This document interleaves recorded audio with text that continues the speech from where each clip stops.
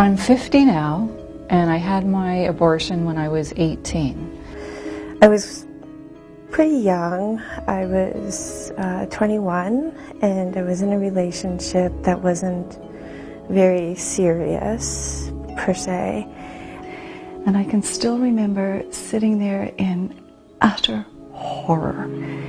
And every thought was obliterated by the shame and the shock and the panic.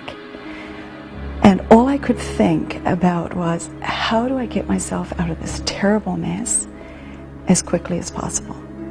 And I had an abortion within the hour. I didn't take time to think about it. I made the decision out of fear. Fear of embarrassment, fear of the neighbors finding out, fear of the people that I went to school find out about, my friends find out. The decision was made out of fear. I chose it. I chose to have an abortion. Statistics show that 1 in 6 of all North American women have experienced abortion at least once. According to Jenny McDermott, most haven't had a safe place to deal with the loss. McDermott is the author of Living in Color, a book about post-abortion recovery. I would have to say that sadly, it continues to be the dark secret. The dark secret. And it is a profoundly disturbing topic, and so women are not talking. For years, McDermott carried her own dark secret before realizing she couldn't deny its impact on her life anymore. I realized that this life of pretense was something that I could not keep up for the rest of my life. Some women go into meltdown immediately after an abortion procedure, and others can keep things buttoned down for a long time, and I was one of those. But there was a deadness and a flatness and a grayness to my life that I just could no longer deny. And wonderful things were happening around me, but I just didn't feel as if I could engage with joy. I just had refused to go to that place where I could resolve that loss. Dion had her abortion over 13 years ago and says the journey to recovery has not been an easy one. I just pushed it down, pretended it didn't happen, but I found that something had really changed within me. I didn't trust myself anymore. I didn't trust other people anymore. I built a wall around myself. I didn't let anybody in. I turned to, I guess sort of cliches like drinking and drugs and food, and just to block people away and just build a wall. And though she later became a Christian and found community in her church, she still carried the feelings of shame. I didn't share it with any of my friends that I met that were believers. If they really knew me, really know what I had done, they wouldn't really like me anymore. Shame, says author Jenny McDermott, is a common emotion for many women after an abortion, especially in the church. You've got to understand that an abortion choice, this kind of grief, is particularly difficult because we've brought it on ourselves, and it is our own child that is lost at our own hand. And when you consider how the pro-life people and Christians feel about it and think about their condemnation, they hate what we have done. But believe me, they don't hate what we have done as much as we hate what we have done. And we have to live with that, the reality of that. McDermott says there are few safe places to turn to for those wanting to get help. And we've got these widely polarized camps. So over here we've got the pro-lifers, the Christians, and of course over here we've got the pro-choice. But neither of those places is a safe place for a woman wrestling with post-abortion turmoil. She's afraid of being judged and condemned if she goes to the pro-lifers. But if she goes to the pro-choicers, they do not want to hear that there's any negative fallout, because they're promoting their idea that it's a woman's body, it's her choice, it's a way out of a tight spot, and it's supposed to bring relief and not grief. And that's why she created the Living in Color course, an 8-week course run out of the Calgary Pregnancy Care Centre that provides a safe place for women to work through their grief. Many women who come to see us cannot even say the word. They'll say the procedure, or they'll use the expression the A word, or they can't even verbalize the word. They are so traumatized by it.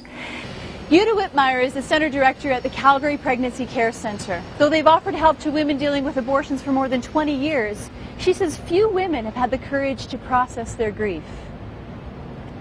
So sometimes it takes years. We had one woman who told us that she called us and, got a really good response because she was really struggling with the issue.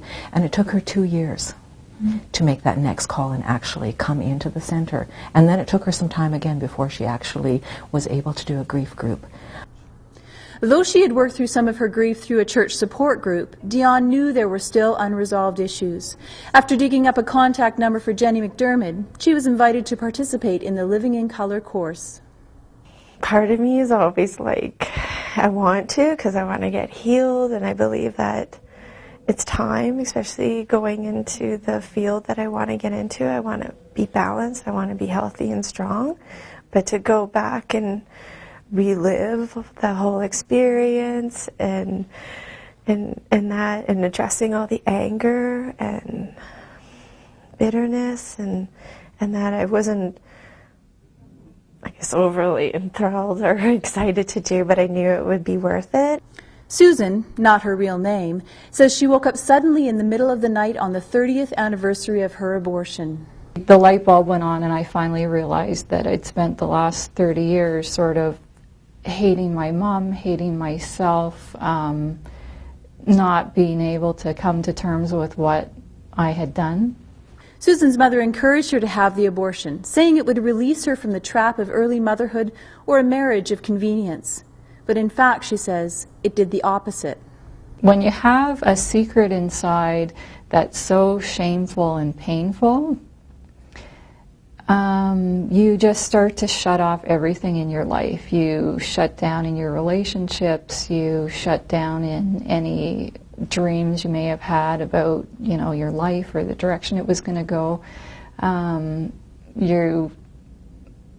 You're just functioning at such a lower level that instead of keeping all the doors open for your future, like you said, it really destroys them. After 30 years of keeping that secret, Susan began attending the Living in Color course. I think one of the most powerful things about the group is early on you actually write out your personal story and you read it out loud to the group. And it's one thing to know the story you personally inside, but to be able to speak your truth and admit this is what happened, this is what I did. To be in a group that there is no judgment, you're not alone. The other women there have been through a similar experience. Their stories are different, and just to be there for someone else and someone's there for you, I find that really comforting. I love group and I love grief groups because people come in, they can't even look at you. And they're downcast and they're worried about confidentiality and they're upset and they're not looking at each other. And when they leave the group, their faces change. They are really, they're smiling, they're laughing, they're whole new people almost. And because they have finally let out the secret, they finally dealt with that grief issue. And their lives are changed, and it is the most profoundly moving experience. Dion says that she's moving beyond the self-hatred and destructive behavior and has enrolled in a nursing program. I feel like empowered, and I feel ready to take on what new challenges and to sort of forget myself and just work on helping others and being a blessing to others. Susan's post-abortion journey has given birth to the dream that began before she had her abortion. So one of the things I've done is I've gone back to school and I'll graduate in September this year, so at 50, I will finally have my college diploma, and it's pretty emotional, but it's, better late than never. Susan has also reconciled with her mother, finally finding the love and relationship she longed for. You need to turn to God and understand that the purpose of my life is not to live in shame for the next, decade or decades, but it's how can I take this experience and turn it into empathy for other people. Every kind of brokenness creates cracks through which the light of the Spirit can enter, with healing and new life, and it might be life that would never have been realized had it not been for that tragic incident, and for me that was abortion, that created the brokenness in the first place. So eventually the Spirit did creep in through the cracks in my own brokenness and brought me healing and salvation, and also a deep love and concern for other women who'd been broken by abortion as I had. Dion echoes the same love and concern, knowing what it is to shed such a dark secret and emerge into the light, and encourages those hurting to take that first step.